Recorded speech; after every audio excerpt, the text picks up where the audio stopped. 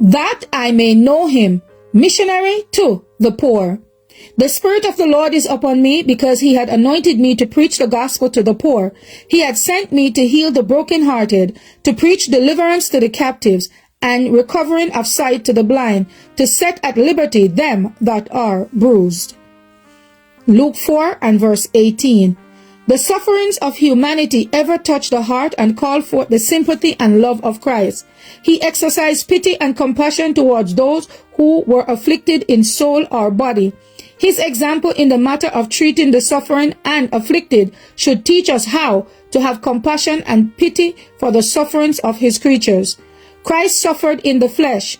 He knew what it was to suffer keen pangs of hunger, and he has given special lessons in regard to feeding the hungry and caring for the needy poor, and has declared that in ministering to the needy, we are ministering to himself in the person of his saints. He says, I was and hungered, and he gave me meat. Matthew 25 and verse 35. He knew the discomfort and suffering of Christ, and he declared that a cup of cold water given in his name to any of his disciples should not lose its reward.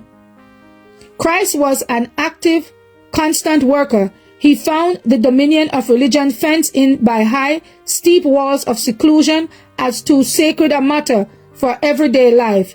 He threw down the walls of partition and exercised his helping power in behalf of everyone who needed him. He brought cheerfulness and hope to the despondent.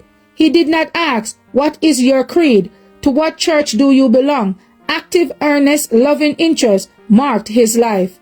The Lord Jesus knows what poverty means. He is the great missionary to the poor, the sick, the suffering, the King of heaven. He could have led a life of wealth and have lived among the wealthiest, but he chose poverty, and he has honored the poor who believe in him, for he blessed them forever. Poverty with Christ is riches of the highest value. This poverty is sanctified and blessed. In humanity of Christ, there are golden threads that bind the believing, trusting poor man to his own soul of infinite love. That I may know him. February 6. As for me and my house, we will serve the Lord.